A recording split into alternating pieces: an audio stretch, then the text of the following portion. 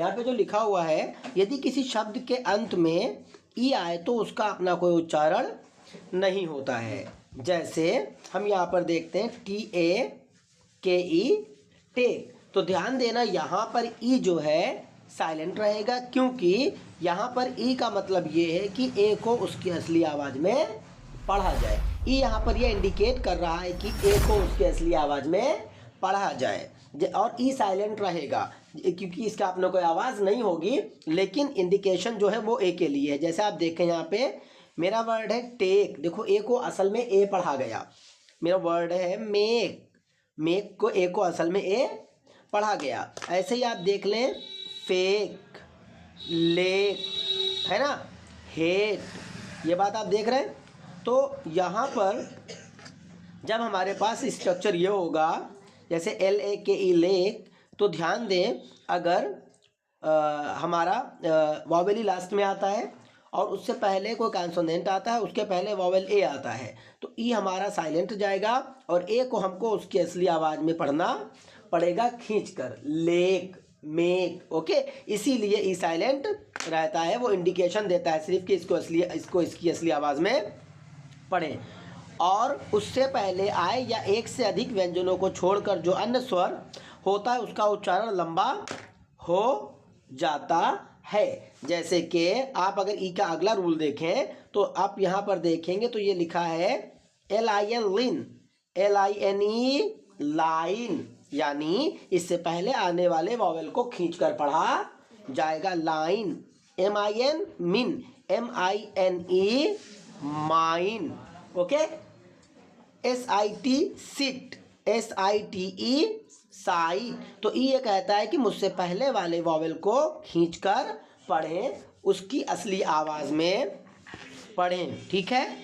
उसका उच्चारण लंबा हो जाता है। नीचे पूर्ववर्ती स्वर AIOU के साथ अंतिम स्वर ई का प्रयोग उदाहरण नीचे दिए गए हैं, ध्यान दें। ए यदि पूर्ववर्ती स्वर ए हो तो ए का उच्चारण ए होगा।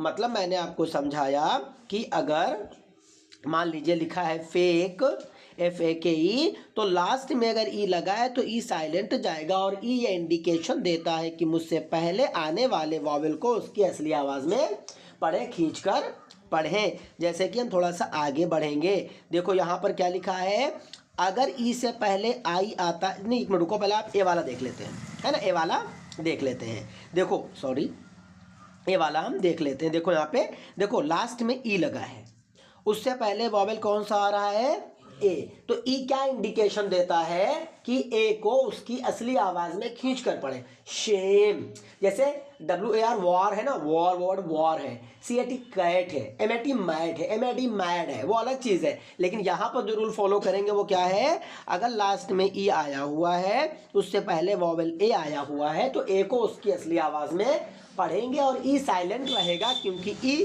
सिर्फ इंडिकेशन देने का काम कर रहा है। शेम, उसके बाद देखिए क्या लिखा है, नेम, ओके। उसके बाद क्या लिखा है, लेम, मतलब कि ई ये इंडिकेशन देगा कि मुझसे पहले आने वाले वॉवेल को उसकी असली आवाज में पढ़े। ए, शे, है ना। देखो ऐसे सेम, ऐसे एम ही सेम। अब जरा यही बात हम आई पे अप्लाई करके देखते हैं।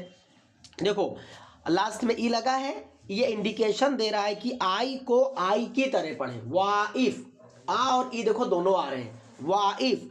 नाइन, NINE नाइन, आ ई, तो ई ये कह रहा है कि मुझसे पहले आने वाले वावेल को खींचकर उसकी असली आवाज में पढ़े। लाइन, ये बात शायद आप थोड़ा सा समझ पाए होंगे, शायद समझ पाए होंगे, ओके। अब ऊपर आ जाते हैं, सिंपल वही रूल है। देखो अगर लास्ट में आपके ई लगा है, उससे पहले कोई वावेल आता है, तो उसको उसकी असली आवाज में पढ़ेंगे। नोज, ओ, देखो ओ साथ साथ निकल रहा है, नोज। अच्छा इसको जा क्यों पढ़ रहे हैं, ये मैं आपको नियम बता चुका हूं, आगे बता भी दूंगा। होप, देखो ओ को ओ पढ़ा जा रहा है, क्योंकि ई इंडिकेशन दे रहा है कि मुझसे पहले आने वाले वावेल को उसके असली आवाज में पढ़े। स्मोक, देखो ओ की आवाज आ रही है, जो, देखो ओ की आवाज आ रही है, इसलिए ई साइलेंट जाएगा और उससे पहले आने वाले वॉवेल्स को उनकी असली आवाज में पढ़ा जाएगा। ठीक, यही चीज सिखाना जरूरी है, वरना बच्चों का इमला गलत होता रहेगा। अब अगला देखें, यू, इसको भी ध्यान से देखें। ये लिखा है रूल, क्या लिखा है, ई क्या कह रहा है, यू को उसकी असली आवाज में पढ़ें। ट्यून, अब यहाँ पे देखो ट्यून, यू देखो निकल रहा है, ट्यून देखो यू साफ साफ निकल रहा है। उसके बाद जून, देखो यू साफ साफ निकल रहा है। ई ये इंडिकेशन दे रहा है कि भैया मुझसे पहले आने वाले वॉवेल को उसकी असली आवाज में पढ़ें। ट्यूब, देखिए ट्यूब यू बिल्कुल साफ साफ निकल रहा है।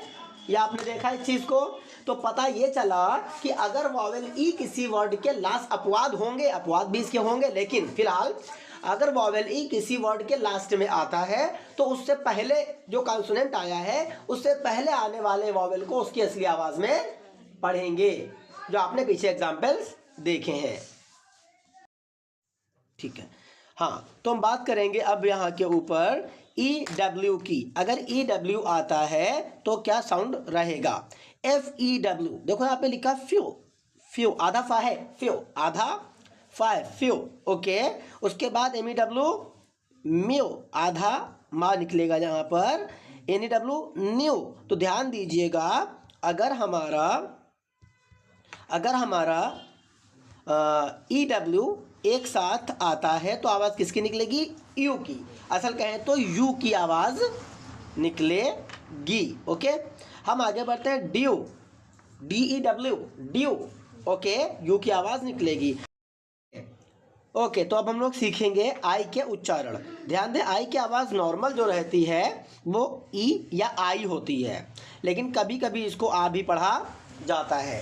इसके कुछ अपवाद हैं, वो आपको हम आगे बताते चलेंगे। सबसे पहले हम इसकी छोटी ई की आवाज़ को समझते हैं।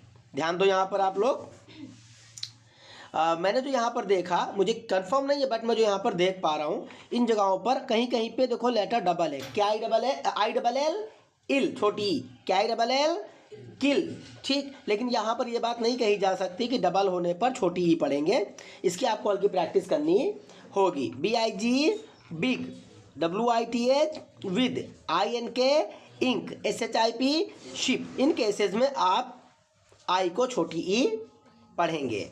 लेकिन वही बात यहाँ पर आती है, अब यहाँ पर आप देखें थोड़ा सा, तो ध्यान दें, यहाँ पर मैं एक चीज़ देख पा रहा हूँ, देख दो कॉन्सोनेंट, ये तो ई वाला नियम हो गया, ये ई वाला नियम है कि असली आवाज़ में पढ़ना है, दो कॉन्सोनेंट और ई वाला नियम।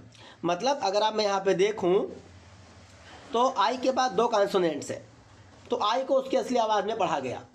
काइंड, आ ई, देखो का ई, काइंड। माइल्ड डबल कॉन्सोनेंट है, असली आवाज़ में पढ़ा जा रहा है। बिहाइंड डबल कॉन्सोनेंट है, आ इंड, बिहाइंड, असली आवाज़ में पढ़ा जा रहा है। ये तो ई वाला नियम हो गया कि असली आवाज़ में उसको पढ़ा ही जाएगा। माइक, उसके बाद हम आ जाते हैं आगे, बाइंड, डबल कंसोनेंट रिपीट कर रहा है। उसके बाद हम आ जाते हैं फिर वही पुराना ई वाला नियम, आई में पढ़ेंगे उसको, माइल।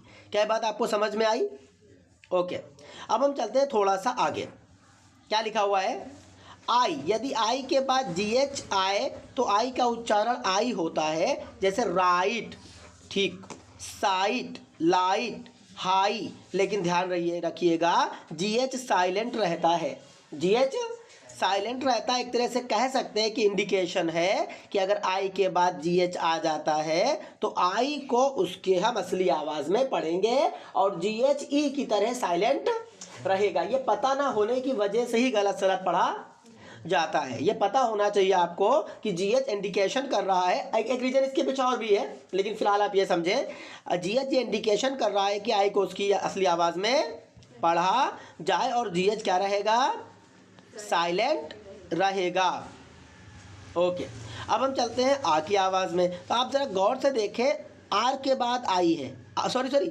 आर से पहले आई है, आर से पहले आई है, तो आई को क्या पढ़ रहे हैं, आ पढ़ रहे हैं। फर्म, फर्स्ट, ये आप देख पाए नहीं देख पाए, अगर आर से पहले आई लगा है तो उसको आ पढ़ा जाता है, ओके। अब हम आगे बढ़ते हैं आई के अगले पॉइंट की तरफ। यहाँ पर ये आई को ई लगने पर यानी आए पढ़ रहे हैं, आए, या फायर,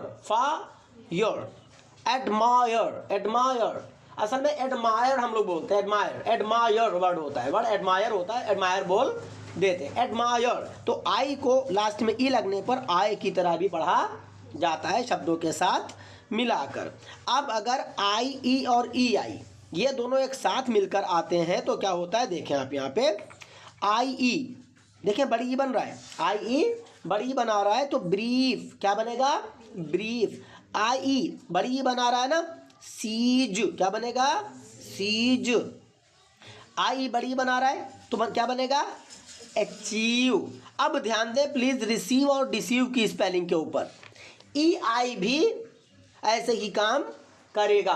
ध्यान दें बच्चे यहाँ पे स्पेलिंग फिलिंग में गलती करते हैं, वो नॉर्मली आई ई भर के ही चले आते हैं। इसमें भी रिसीव और डिसीव की स्पेलिंग में भी ऐसा और भी शब्द हैं जिनमें आई ई की जगह पर ई आई आता है लेकिन साउंड सेम रहता है। तो ध्यान दें एग्जाम में आपके रिसीव आता है तो बच्चे आई ई भर देते हैं ई आई के बजाय और उनका वर्ड गलत हो जाता है। शायद आपको आई वाला भी नियम समझ में आया होगा। ओके, हम इसको अभी यहीं पे स्टॉप करते हैं।